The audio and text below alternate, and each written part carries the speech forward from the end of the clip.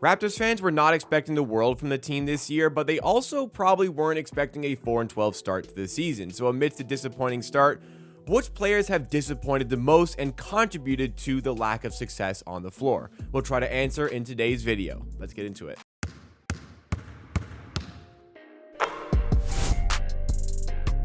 Welcome back to Amateur Sports, everybody, the YouTube channel completely dedicated to Toronto Raptors content in videos like this, as well as live stream watch-alongs on the channel. If you like what you see from today's video, hit that like button and subscribe to the channel as well. And hey, a reminder, in 1 week's time, Friday, November 29th, Amateur merch releases. I got shirts, I got hats, I got stickers. You do not want to miss out. But today, we're trying to answer the question. Somebody asked me, and I thought this would be a great topic for a video.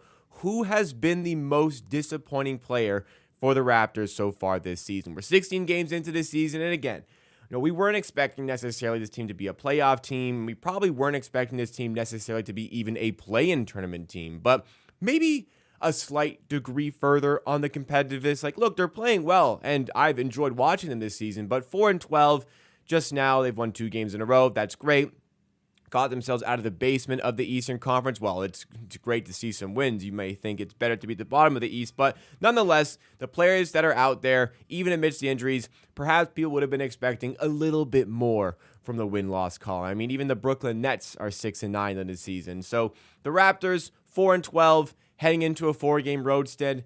It can be a little bit tricky for them, but is there any particular player out there on the floor for the Raptors this season that has been contributing maybe the most to the lack of success overall? Is there one player that you can put above the rest as the most disappointing player on the team? I thought about this one for a while, and honestly, I got no answer for you guys.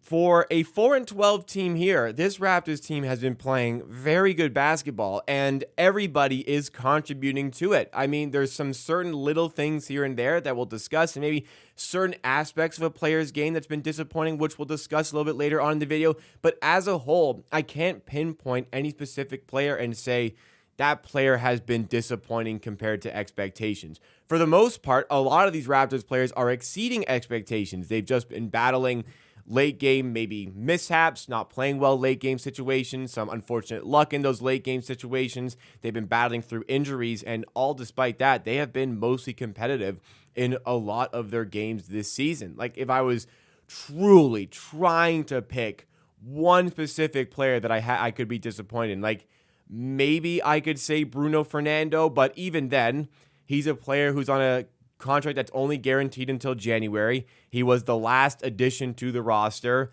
And honestly, the last few games before he got injured, he was playing pretty good basketball and getting regular rotation minutes for the Raptors. So there isn't really a good example here. If I had to nitpick once again, maybe I could say Davion Mitchell from an offensive standpoint has been extremely inefficient. Oftentimes, he's just not really present from a scoring standpoint, but he's getting plenty of assists.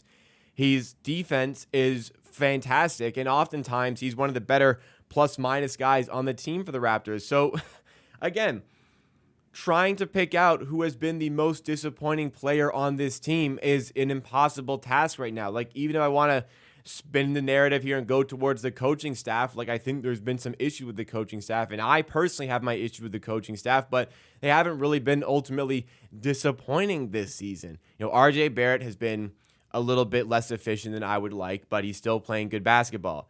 You can't really say anything about Grady Dick the way he's playing. He's been a lot better than expected. The same goes for Ochai Agbaji. Barnes has been injured, but when he's playing, he's good. Emmanuel Quigley's been injured, but when he's playing, he's been good. Jakob Poeltl has been, I think he's just the steady pro where he's so consistent.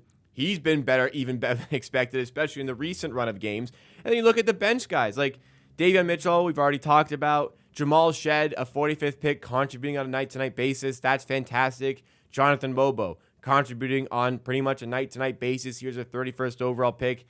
That's fantastic as well. Jamison Battle, somebody who was in Summer League, then got a 2-way contract, contributing in every game for the Raptors, at least getting some sporadic minutes here and there. Bruno Fernando, we talked about. Hell, even Garrett Temple, when he very, very briefly steps on the floor, has been fine for the Raptors. Bruce Brown's been injured, hasn't played. Kelly Olynyk's been injured, hasn't played. Like we can go through this entire Toronto Raptors roster, and unless you're being very, very nitpicky about it, there's nobody that's been really overly disappointing. There's been nobody that's been disappointing at all.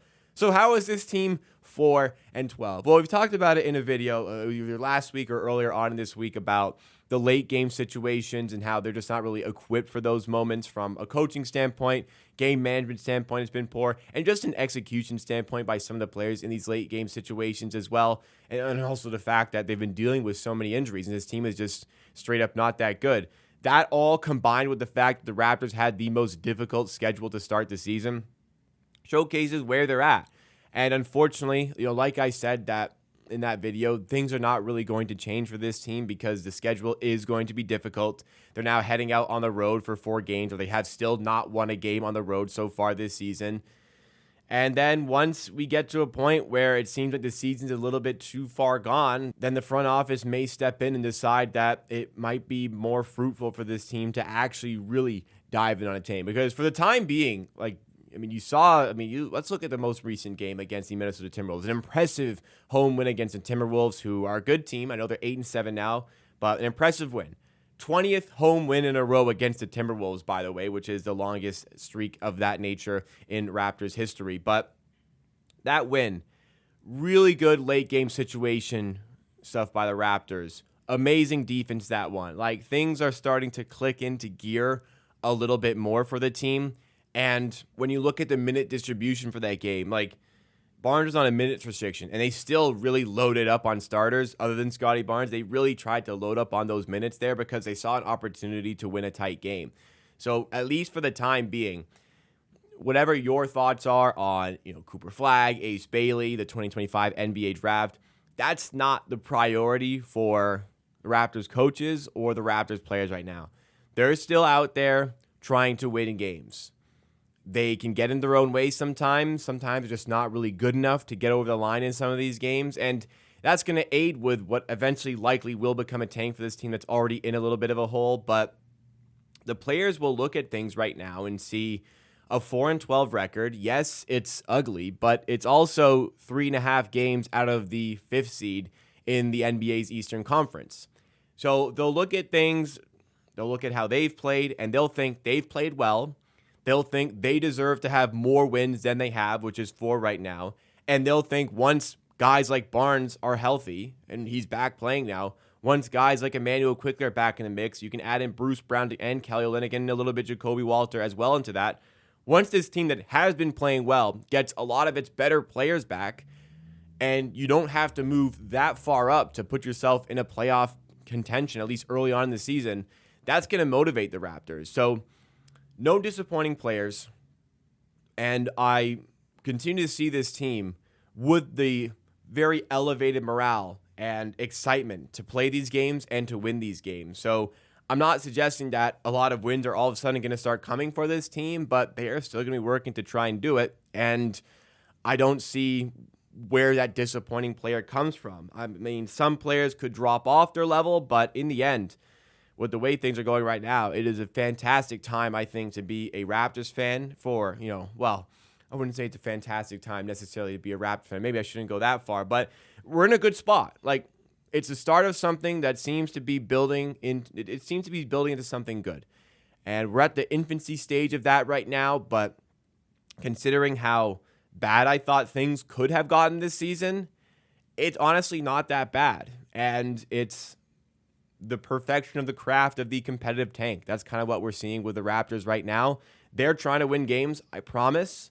Front office will make some decisions when the time comes, but for the time being, let's just continue to enjoy this Raptors basketball and continue to enjoy the individual in this team growing their game and getting better, and that will only help the Raptors moving forward. So if you could answer, who has been your most disappointing player on the Raptors this season? If I had to give an answer, I guess I would say Davion Mitchell. But even then, that's me having to give an answer. I don't think there's been any disappointing player. But give me your answer in the comments down below. That's it for today's video. Drop a like if you did enjoy. Subscribe to the channel for more Raptors content. Keep an eye out. Amateur merch drops November 29th. Member exclusives content actually starts today. So it's a great time to also become a member in the channel as well. I'll see you again next time for another video.